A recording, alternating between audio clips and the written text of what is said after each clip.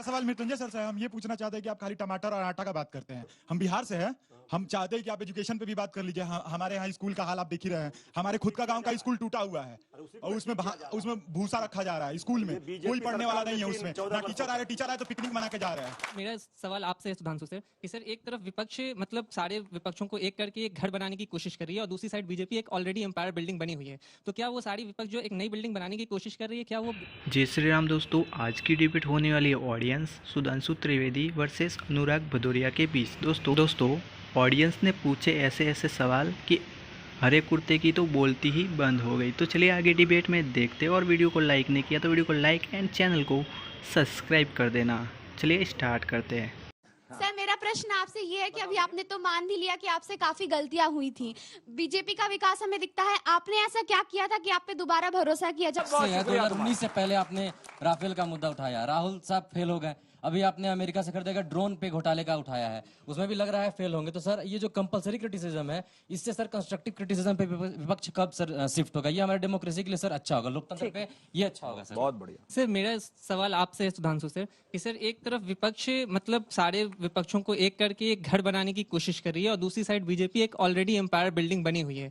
तो क्या वो सारी विपक्ष जो एक नई बिल्डिंग बनाने की कोशिश कर रही है, क्या वो एम्पायर बिल्डिंग को नुकसान पहुंचा पाएगी या फिर एम्पायर बिल्डिंग को उससे कोई फर्क नहीं पड़ेगा? इसकी मैं जवाब अभी दे दूं एक लाइन में। अच्छा, देखिए जानते हैं विपक्ष की एकता कैसी है। इसको शब्दशः न लिया जाए, जिसे कहते हैं मेढकों को तराजू में तोलना। 4 ला के रखेंगे, जब अगले 4 लाएंगे वो 4 भाग जाते हैं। मेरा सवाल भी आपसे ये सुधांशु जी कि आप जब भी ये मैटर उठता है तो फोगाट सिस्टर्स ने जो जंतर मंतर पे धरना दिया था उसके बारे में सवाल उठते हैं और आप हमेशा ये जवाब देते हैं कि उस पे कार्रवाई चल रही है। जब आपको ऑपोजिशन को मुंह बंद करवाना ही है तो आप एक प्रॉपर जवाब भी तो दे सकते हैं उन्हें। तो प्रॉपर जवाब सर मेरा जवाब ये, गठबंधन की क्या जरूरत है? जब आप सही है तो आप अकेले लड़िए जैसे बीजेपी लड़ रही है। सही बात है, आप अकेले भी तो लड़ सकते हैं। गठबंधन की क्या जरूरत है? गठबंधन तो पहले भी हुआ, तो क्या हुआ था आखिर? मेरा सवाल मृत्युंजय सर से है। हम ये पूछना चाहते हैं कि आप खाली टमाटर और आटा का बात करते हैं। हम बिहार से हैं। हम चाहते हैं कि आप एजुकेशन पे भी बात कर लीजिए। Good question, you are a good question. हमारे यहाँ स्कूल का हाल आप देख ही रहे हैं। हमारे खुद का गांव का स्कूल टूटा हुआ है और उसमें भूसा रखा जा रहा है। स्कूल में क्या बोला तूने? भूसा रखा जा रहा है। स्कूल में कोई पढ़ने वाला नहीं है। उसमें ना टीचर आ रहे तो पिकनिक मना के जा रहे हैं। कैसे लोग रहते हैं यार यहाँ पर। तो आप उस पर भी बात कर लीजिए। आटा टमाटर नहीं चाहिए हमको नहीं चाहिए। हम लोग उपजा लेते हैं आटा टमाटर। अरे हम उपजा लेंगे, आप एजुकेशन दीजिए, हम पढ़ लेंगे, पढ़ के कमा लेंगे, खरीद लेंगे, 120 रुपए भी खरीद लेंगे। शाबाश बेटा, बहुत बढ़िया। सर मेरा सवाल मृत्युंजय सर से है कि सर आप अगर बिहार में अगर 5 साल के कोर्स 3 साल के कोर्स को 5 साल में करवा रहे हो, फिर गिरे, उसे आप विकसित बोल रहे हो, तो आप बहादुर है लेकिन आते हैं चाहिए। समझ रहे हो आप?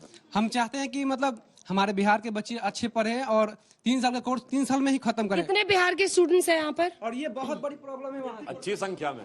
मेरा सवाल भी आरजेडी प्रवक्ता से है। कि सर आपने अभी थोड़ी देर पहले बोला कि बेरोजगारी की फौज खड़ा हो रहा है। बिहार से ही है ना? बिहार से, यस।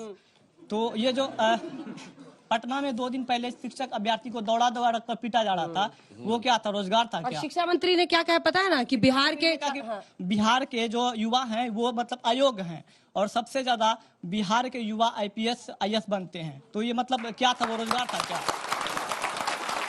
अब देखिए पलड़ा बिहार के पक्ष में भारी हो गया है, क्योंकि मैं भी यहीं पे हूँ, तो उसी का जवाब अब दे दीजिए आप। एक कुंद व्यवस्था के बावजूद अपनी धार से बिहार के छात्र पूरे हिंदुस्तान में अपनी धमक बनाते हैं और आपके शिक्षा मंत्री कह रहे हैं कि असक्षम है, इसे बाकी इंडिया से लेना पड़ेगा। देखिए शिक्षा मंत्री जी के बातों को गलत अर्थों में नहीं लेना चाहिए। अच्छा। उन्होंने ये नहीं कहा कि बिहार के छात्रों में, नौजवानों में प्रतिभा नहीं है।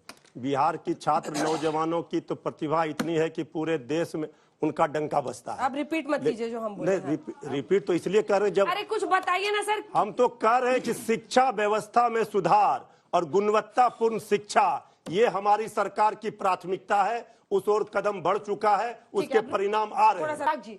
गठबंधन करने की क्या जरूरत है? थोड़ी बात भाई, गठबंधन करने की क्या जरूरत है? लड़िए अपने दम पर, हराइए बीजेपी। तो ये सवाल तो भारतीय जनता पार्टी से भी होना चाहिए ना। उन्होंने अपना दल से गठबंधन किया हुआ है, निषाद पार्टी से गठबंधन किया हुआ है, एनसीपी से भी गठबंधन कर लिया, शिवसेना से भी गठबंधन कर लिया। उसके पहले भी कई सारे गठबंधन, जेडीयू के साथ गठबंधन में सरकारी चला रहे थे। अब जेडीयू हट गए तो वो क्या करें? तो भारतीय जनता पार्टी तो गठबंधन ही गठबंधन करती रहती है, 23-23, 24-24 पार्टियों के साथ गठबंधन करती है, तो ये सवाल तो भारतीय जनता पार्टी पे लागू। बीजेपी को लेकर जो एक प्रश्न एक बच्ची का था, उसका जवाब दीजिए। देखिए, पहले तो जो उसने प्रश्न पूछा था, उसने कहा था कि बड़े निर्णय लेने से बीजेपी क्यों हिचकती यूसीसी है, की तरह। हाँ। जैसे उन्होंने उदाहरण क्या दिया कांग्रेस में, देखिए कितने बड़े निर्णय का उदाहरण दिया कि हिजाब वापस कर दिया और उन्होंने कहा हेडगेवार जी का वो हटा दिया। मतलब कितना प्रगतिशील निर्णय है कि हिजाब पहनने के ऊपर उन्होंने कह दिया आप जो हिजाब पहनना चाहिए। कितना प्रगतिशील निर्णय है 21वीं सदी में, जिस मानी हुई बात है, इनकी पार्टी ने आने के साथ बड़े निर्णय किए। हमने अगर बड़े निर्णय की बात रही, जब से 2019 में हमारे पास राज्यसभा में भी थोड़ा बहुमत आया, तो फिर चाहे आर्टिकल 35A हो, 370 हो, ट्रिपल तलाक हो, हज सब्सिडी खत्म करना हो, अथवा जन जन में हर व्यक्ति को बिजली, पानी, सड़क, 11 करोड़ लोगों को नल से जल उपलब्ध कराना हो, 4 करोड़ लोगों को ग्रामीण में प्रधानमंत्री आवास योजना में आवास उपलब्ध कराना हो, अथवा भारत को विमान वाहक युद्धपोत दिलवाना हो। भारत में इससे पहले एजॉर्ट राइफल्स नहीं बनती थी, अब एजॉर्ट राइफल भी बन रही है। भारत में लड़ाकू जहाज के इंजन नहीं बनते थे, बन रही है भाई, 14 साल से कुछ भी एजॉर्ट राइफल बन रही है। नाम बताइए। HAL में एजॉर्ट राइफल बनती है, तो गजब है भाई। HAL में तो भैया हवाई जहाज के पार्ट बनते हैं, एजॉर्ट राइफल कहां बनती है? मेरे साथ आइए फिर से। अरे मेरे साथ नहीं भाई, एजॉर्ट राइफल भारत में अब बनना चाहिए, आप दिखाइएगा।